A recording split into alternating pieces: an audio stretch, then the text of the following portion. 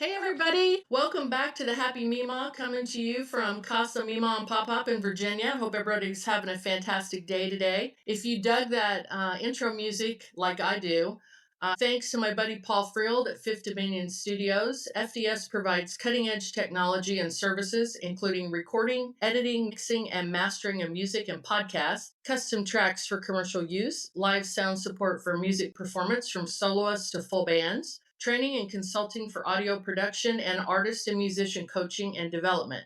Let Fifth Dominion Studios help you turn your dreams into reality. Find us on the web at fifthdom.com. That's 5thdom.com. So today is a spectacular day on the Happy Mima. I'm welcoming a longtime friend of mine. I have two guests today. I'm going to start out with my friend Alice. So my husband and I transferred to the Navy base in Dahlgren, Virginia in 1998. And one of the very first people that we met was Alice Stanton. Her and her son were at a Little League practice, and we had signed our son up for Little League, and she was helping coach and was involved with her son's team, and she was literally one of the very first people that we met. So we go back 1998, so we go back 26 years. And what I learned about Alice is that volunteering is just in her blood. I later became her coworker when I went to work for the government, and she was behind all of the great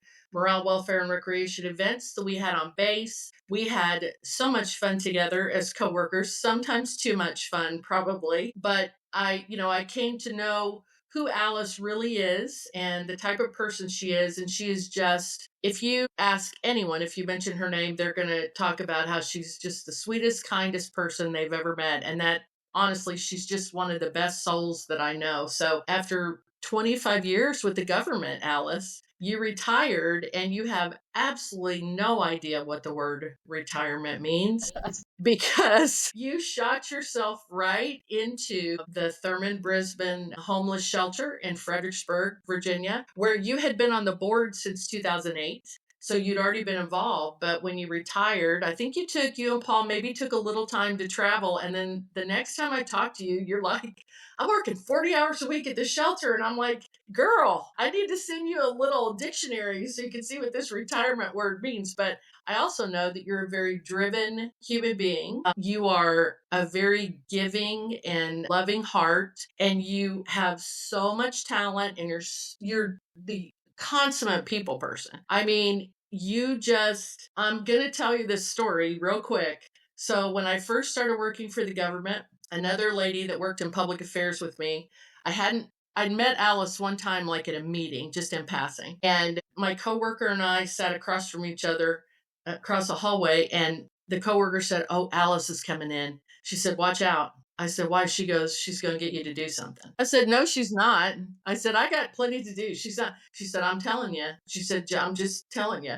So Alice walks in and she's like, "It was so great to meet you, and you're going to be so fun to work with." And she just absolutely wrapped me up in this warm blanket of praise and comfort. And the next thing I knew, when she left, I was writing some thank you letters for her for the CO. And Susan, our friend, said, I told you that was going to happen." But I was more than happy to do everything that I did with you because you were just so spectacular. And now you're out making a huge difference in our community. You just continue to raise everybody up and help out. And I, first of all, let me just say thank you. Thank you for not only for what you did for our sailors when you worked for the government, all the great programs you provided, but now thank you for what you're doing for community members that need a hand up. They need a little bit of help. And so thank you for doing that. Oh, you're so welcome, Jaren. It's my true pleasure to do that. I'm so happy to talk to you about this today because I feel like you've sort of shot into another phase, and I want to tap into that expertise and that experience. And also today, so another great thing about this podcast is that in addition to my old friends, I'm making new ones. It's the old Girl Scout, make new friends, keep the old. So one of my new friends is Chris Payton, and Chris is also with the Thurman Brisbane Homeless Shelter, and he serves as a grant writer and fundraiser, which he has done for small nonprofits for the last 19 years. He came to the shelter, to the Brisbane Center in 2018. And by his definition, to help single adults and families with children resolve the underlying causes of their homelessness. And in his spare time, which I feel like neither of you have much of, but he likes photography. He likes to photograph wildlife. So Chris and I, you and I will be on another podcast in the future talking about you photographing wildlife, because I want to hear all about that. Yeah. So thank you to both of you for being here today. And we've had some conversations prior to our recording today, but I would like to know from each of you, just real quick, what drew you to this mission, this particular mission? My Jaren, for me, I'm a people person, as you know, and we're looking at the most vulnerable. When you see one homeless person, just see one. There's so many aspects to being homeless, and they're a very vulnerable population, and they need our love, they need our help. They need support, and I wanted to reach out and do everything and anything I could to help them. That's fantastic. Chris, tell me where you are with this. Well, I've always had a passion for understanding, working folks, people who do the common labor around us. I worked in warehouses for many years. And then as I moved up, I had a family. I got tired of putting money in other people's pockets. I wanted to do something that was meaningful. And so I got into fundraising for nonprofits and trying to help people out. And I've been doing that ever since. Well, I have said many times, people that know me, they've heard me say this millions of times, that I took a class. I have worked with a number of nonprofits over the years, and I took a class on how to become a grant writer. And what I learned is I don't want to be a grant writer. It's hard. It's hard. It's an art, and it is invaluable to nonprofits of all sizes, but especially for small nonprofits. So thanks, Chris, for doing the Lord's work and something that's not an easy thing to do. I'm glad that you found a home where you are and that you're able to contribute in that way. My hope today, in addition to shining a light on this particular center, what I'd really like to do is educate community members everywhere, not just here, but everywhere, about our collective view on and our responsibility for assisting those that are in need and those that are trying to help the homeless. So, help me with the perception that the average person has of the homeless. Help me clear that up a little bit and get a good, clear picture for people. You want to take that, Alice? But you take that, Chris, as a grant writer. Take that first. Well, when people think about homelessness, they think about, a grizzled old man under a bridge, maybe nursing a bottle, maybe panhandling on the median strips. And there are folks like that, God bless them. Many of them have mental illness, serious substance addictions.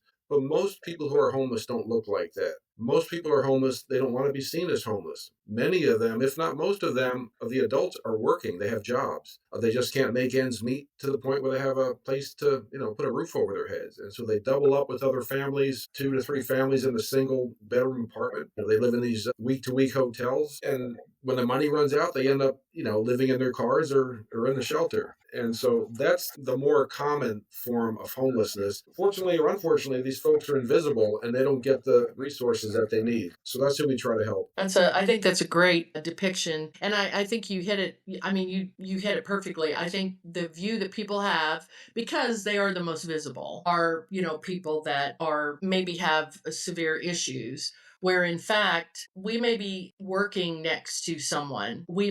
Our kids may be in school next to children that come to school every day and go home to a car or a hotel room. There was an article in our local paper, the Fredericksburg Freelance Star, a while back, that had just an exorbitant number of children that are enrolled in local schools that are homeless. And there was an article a few years ago about a boy that walked like 6 miles one way every day to high school because he wanted to finish the apprentice program that he was working in so he could get a job.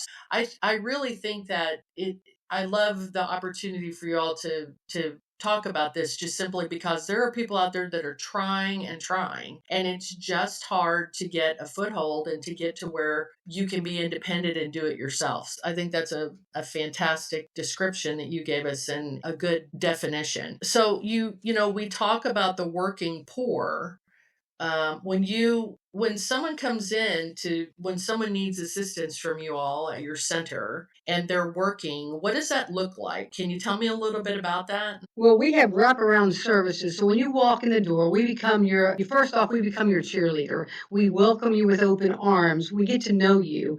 We get to know your strengths, your skills, your education. Where are you? Where are you? Are you a third grade education? Are you a college? And oftentimes you have college folks come in the door. So once we find out your skill set and your educational background, we start doing wraparound services to complement and to support you and to get you a better paying job so you can establish yourself in the community and on your feet. Chris, you want to say more about that? Yeah, I mean, folks are homeless for a reason. They've got, and so we try to look at the underlying reasons. It's not just about getting somebody back into a hotel room or an overcrowded apartment. So, for instance, 36% of the women have experienced domestic violence. 28% of people report a disabling condition.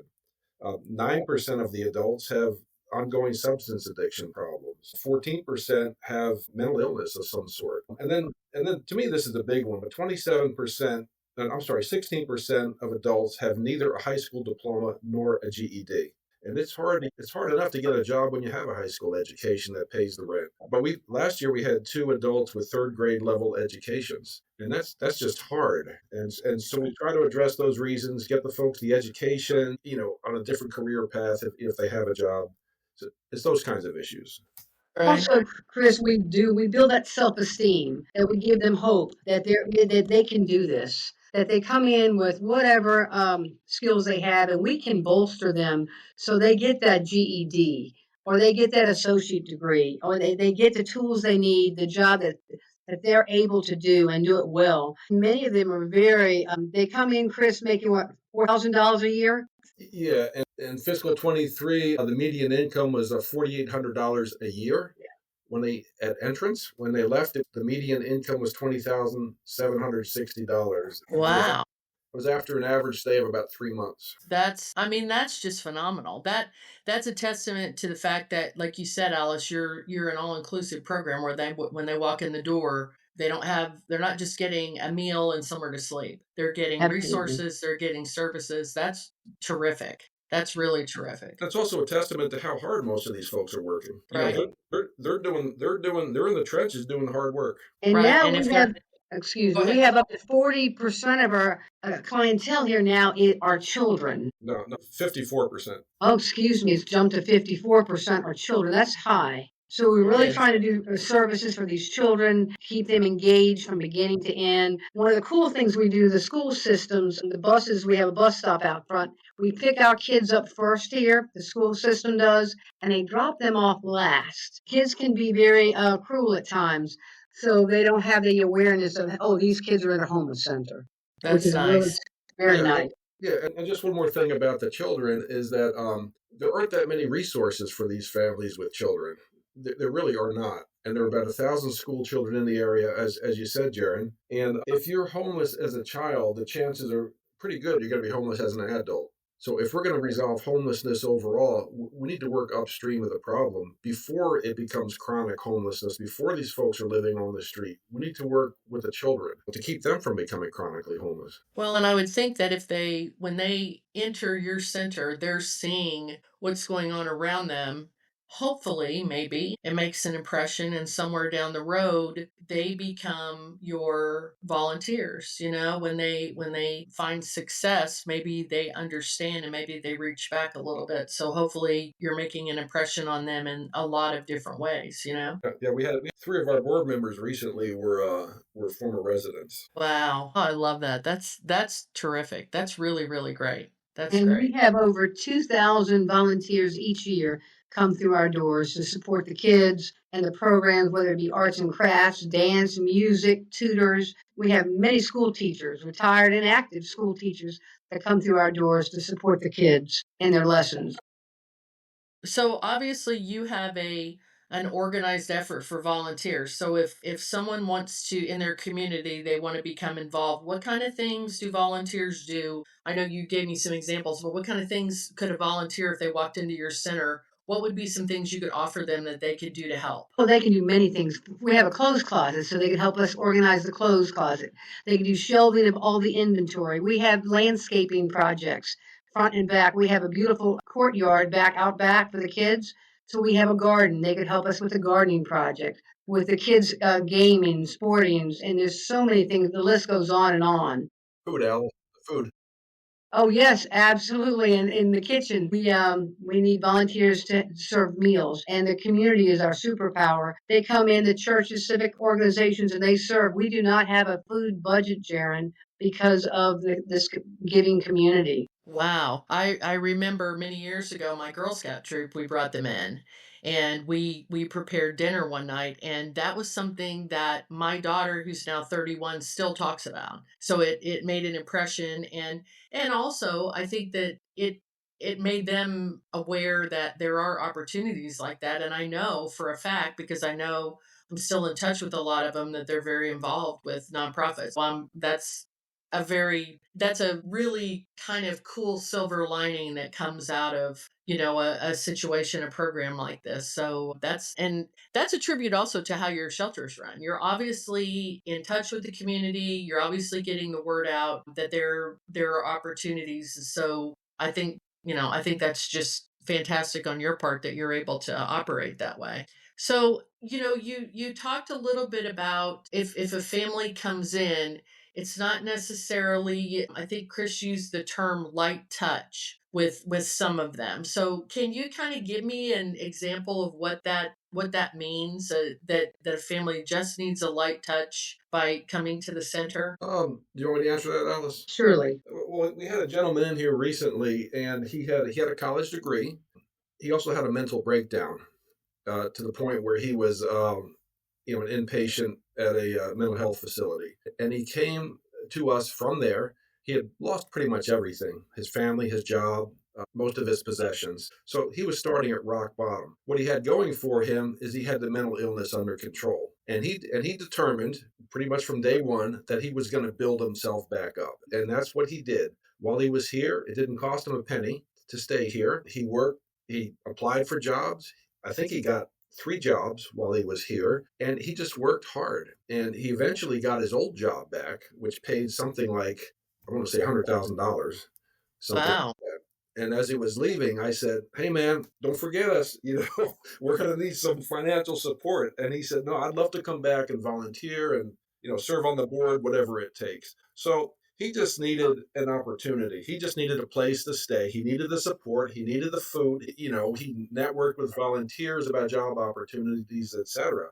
But in 2 or 3 months, he was flying again, and That's a that's what I trip. mean by light touch. But Yeah. he could have been spiraling downward on the street, sleeping on the sidewalk, if there was not a place like the Brisbane Center. Right, right. That's a fantastic story. I love that. And I don't know that people realize that that type of assistance is being provided to that type of person. So that's spectacular. I mean, that's a fantastic story. I realize all centers are different, but if I want to help out a center and I'm not financially able, what other kind of things can someone do? I know you said you have a coat closet at yours. How, and obviously volunteer. Are there events that you do that need help? What kind of ideas do you have that people could do maybe if they can't give you financial backing? Well, there's so many skills that you can bring if you have a certain talent. We art classes for the adults as well as the children. If you can bring a skit in, some type of theatrical skit, we've had folks come in and bring their beautiful skits in that are it's just so much fun. You can do a movie night. You can do it's just unlimited what you can bring in. If you can tutor, if you have you can teach job skills for like interviews, how to interview well, how to dress for success to get the job you want. We have a lovely volunteer that teaches that. You can teach job help. If you're an engineer, we can do STEAM classes for our kids, robotics, computer skills. We need folks that need skills with the teenagers as well as the adults. So any skill set that you can bring that you're good at, we can find a place for you. Yeah, I can guarantee you, if you want to come and get involved, well, Alice will ask you do something based on your skill set. And I'll just add a couple things. Plumbing, building maintenance, administrative fundraising support, those kinds of things. And yes, events, and they can be creative. We had a woman who helped us put on a skit at a gala, thing like that. We have an annual golf tournament that we could use volunteers. We have a marketing, we always need help with marketing, social media type stuff. Photography. The way this place works, it's not just staff, it's not just board, and it's not even just, it's all of us lifting our collective community up. So that's how we see this thing. It's a little sappy to say a family, but it kind of is a family. Absolutely. Absolutely. So you did address the fact that there are people who come in that have substance abuse issues. How do you address that, and how do you protect your other residents? What type of like, do you just have programs that you can provide transportation for them, or how does that work? Yeah, that's a really good question because um we have vulnerable people here. We have young mothers with multiple children. We have children running around all over the place, and we just can't have folks that are acting up. I- no judgments whatsoever, but we can't have people who are falling down drunk.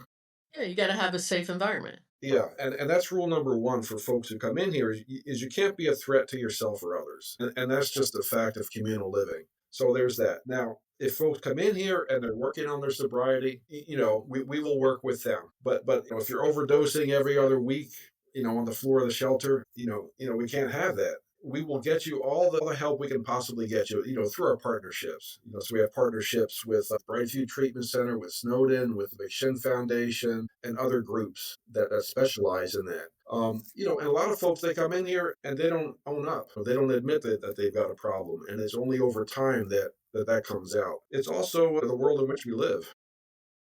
Right.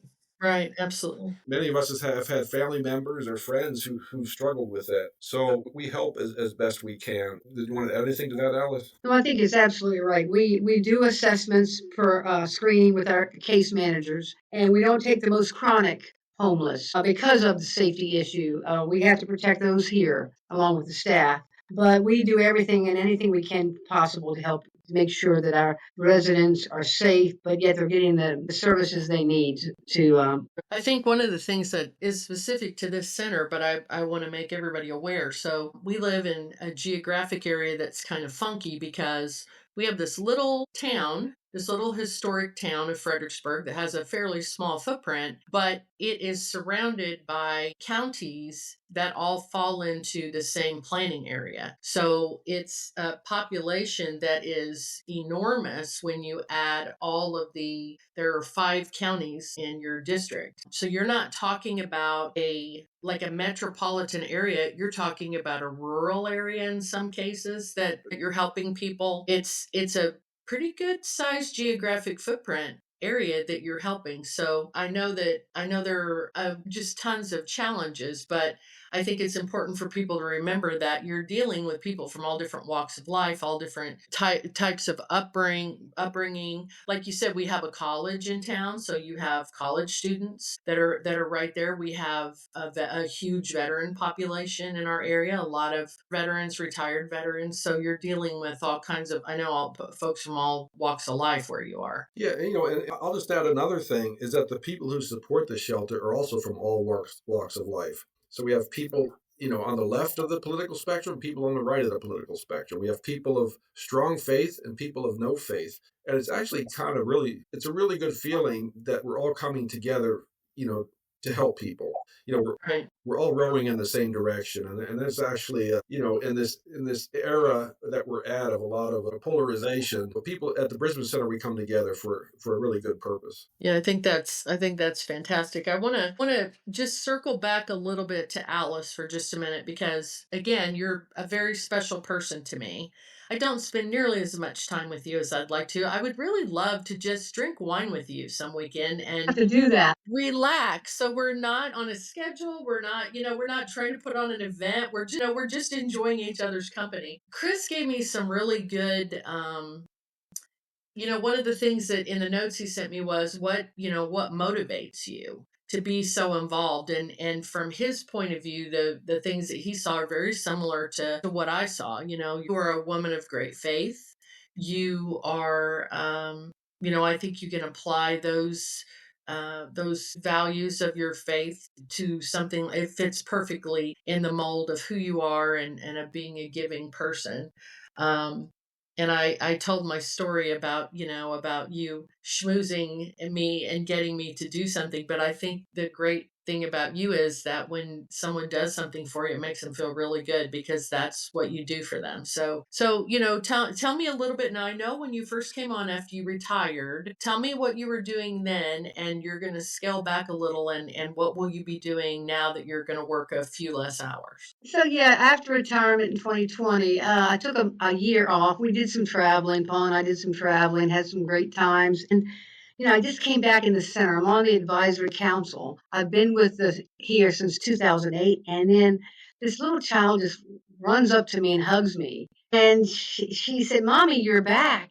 And the dad behind the child says, don't say anything. You're mommy. I said, oh, hi. It's so good to see you. And mommy, will you be coming back? So there you go, Jaron. That's the story. It's just like that little So child hooked she me. used your techniques on you, She did. She did. and that was And great. so I started coming back and I kept seeing this child. And, I just said, you know what, I said, Paul, what do you think if I take some time and give to the Brisbanes? And he said, honey, if that's what you want to do, you do it. I know you love doing it. So, I joined as a community relations gal raising funds. So Chris and I put our heads together and along with our CEO, and we started coming up with events and campaigns and ideas of how videos. I said, if you ever looked at the Super Bowl, the Budweiser commercial with the puppy dog getting lost, and then he gets back and the wolf doesn't chew him up and all that. I said, we need to do a commercial. And Chris is like, are you serious? So, Chris, what do you think? Tell her a little bit about the commercial. Put you on the spot. I think it's as every good as the one Toyota came out with that year. Alice did all the production work. She got the actors who had experienced homelessness. They were very genuine. The kid was a prodigy. I mean, he's a 7-year-old, had never acted before, and he just nailed the part. And then we had a professional videographer just fall in our laps. So we did this for about $500. We came up with $500 for the actors, and it's just I don't know what to say. It's flawless. It's like a flawless little video. But Alice is a creative, and we've done a lot of things like that. Our gala, 35th anniversary gala, was over the top. In fact, the retired fundraiser for Germana told me it was the best fundraising event he had ever been at. Wow. And again, Alice is the driving force behind this. She's got the vision. It's also fun, and fun has to be part of it. But I think what gives her value, and she'll say this, is that it's about loving on people. It's that simple. It's loving on people. That's fantastic. And I have to say, having worked for the government for 20 years, it must have felt amazing to be able to raise funds without all of the rules and regulations. And we want you to do an event, and we want it to be spectacular, but we're going to tie both your arms behind your back. That's what it's like working for the government. So I can only imagine how you flourished once you got out in the real world. It was so much fun, and everybody was so willing to help, Jaron. Everybody is so willing to give. As I said, the community is our superpower. And so I was in the role as a community relations for the last 3 years. And then I decided, I do want to scale back a little bit. And now I'm working with children's programs, after school children's programs, and engagement with them and events. I'm still keeping the event piece as well. So I'm excited about the new role that I have with the kids. That's great. That's great. I wanted to ask you too, since you have been involved for 16 years, have you found that you need to adapt the way you manage the center a different way as time has gone on? Are you seeing a different type of individual or family that's coming in? Has it changed, or has it pretty much been the same grassroots effort? That's a good question. I think it's the same grassroots efforts. You have families living in cars. We even had a family living in the woods. It's very difficult. It's traumatizing. So, like you say, when you walk in this door, we immediately wrap our arms around you. We're cheerleaders for them. We're advocates for them. And it hasn't really changed. Homelessness has different facets. You know, when you see one homeless person, you may see a homeless person in a church. You may see a homeless person, a child playing baseball, or in the grocery store. You never know you're about it. Many of these homeless folks are just one paycheck from having nothing. They don't have relationships. They just have run out of everything. So it's important that we're here for them. And for 38 years, we've been supporting homelessness in the Fredericksburg area and the surrounding counties. And it's really been great being a part of this. That's great. And go ahead, Chris, go ahead. Yes, I just want to add one little thing to that is the nature of homelessness is that it's cyclical. And so people cycle in and out of it. And a number of years ago, we recognized that and we're trying to keep it so that folks don't become homeless again, that they resolve it. And so that's our push. Not everybody makes it, a lot do, which is really nice to see. That's great. And just for the record, the Thurman Brisbane Center is accessible on the internet at Brisbane, BRISBEN center.org. I highly encourage anyone who would like to help locally that doesn't have the time to volunteer to go on and make a donation, because obviously there are so many great programs that need funding. If you are local, I want you to visit and find out how you can help, how you can contribute, take your talents, take your experience, help out these members of our community that are members of our community. They're our neighbors, you know, in some cases they may be our friends, they may be our kids' classmates. You know, I highly encourage you. And if you're not local, please find your local homeless shelter and contribute. You know, give them your time, give them the money that you can spare. Make sure that, I think Chris sent me some thoughts that I thought were just brilliant. He said our approach is to build a network of caring community members who help out in their own unique ways. That goes across our country. That's any community that you're in, and you can make a difference. And we've heard some great stories today about people who probably felt like they were at the end of their rope, and they were able to turn things around because people were involved and people cared and helped out however they could. So, you know, I just want everybody to, want everyone that can, to give any way that they can in your community and make a difference, because it's not a difficult thing to do. I'm going to give you both just a last opportunity to say a few last words about your work there. And then I always ask my guests to give me a favorite grandparent story, since we're talking about, you know, a happy grandmother here that's sharing with the community. So tell me a little, you know, give me a kind of a wrap up on your work at the center. And then if you want to share something about your grandparents, I'd love to hear it. Well, Darren, for me, I'm turning toward the children now, so I'm looking for some talented people, artists, singers, musicians, people that do STEAM and STEM. We need these talented individuals to come alongside us and help us. And what a difference! It's so fulfilling when a child's smiling and he's growing and he's being productive and there's hope in his eyes. You know, when they come in, they're scared. It's such a sweet thing. When you come in, we give children care packages. We give them a stuffed animal. We find out what they want. We give them a stuffed animal. We give them coloring books and materials to in their rooms so they don't feel so isolated. And we love on them and we care for them. And it's just a blessing to be here and support this center. And thank you for giving us this opportunity to discuss the homelessness with you in this area. A grandparent, you go and I'll think, Chris, about a grandparent story. Okay. Well, I would just like to leave everybody that it's not helping, people who are experiencing homelessness. It's helping ourselves. These are our brothers, our sisters, our mothers, our fathers, our children, our grandchildren that we're helping out. And there's no separation. There really is no separation. And then just another thing I wanted to say that, if you want to help, I'm going to give you Alice's cell phone number. You can. Oops. It's all over the area anyway. She gives it to everybody. I'm just joking. I know. In terms of the grandparents, I've got 4 kids. I'm not a grandparent yet, but I will say that there were 2 grandparents and 5 grandchildren here not long ago. They were taking care of their children's children, of course. Those are some of the best behaved children I have ever seen. And the parents made it. They found senior housing and they're raising those children to be respectful, kind, successful folks. They were living in an awful situation, I think, with holes in the floor and no hot water and this and that and the other. But they're doing well now, and they were an inspiration to all of us.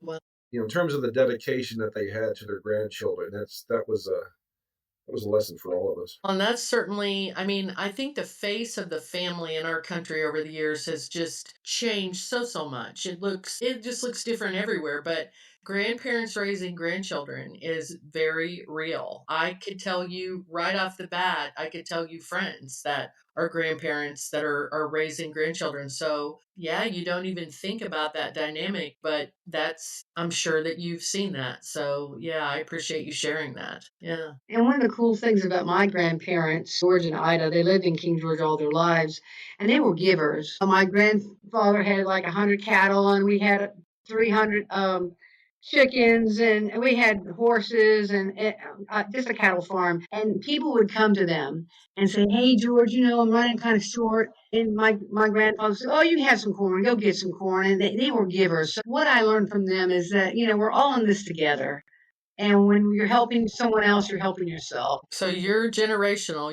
They've passed it on over the generations, and I know that that continues because your son is a minister, a pastor, correct? Yes, he is an ordained pastor. Yes. Yes, yes. So, obviously the next generation of your family is going to continue to give and be involved. And that's a great story. I appreciate you sharing that. And, we know you get it honest. You just get it honest. So yeah. So once again, I'm going to encourage anybody locally to visit Brisbane, BRISBEN Center.org and give however you can, get involved however you can. If you're not local, please find your local homeless shelter, your local homeless center, and give however you can give. Give your time, share your talent, help kids believe that regardless of where they're living or the situation they're in, that they can be anything they want when they grow up. And that will be because of all of us giving back and helping families find their way. I want to thank both of you so much for taking your very valuable time and sharing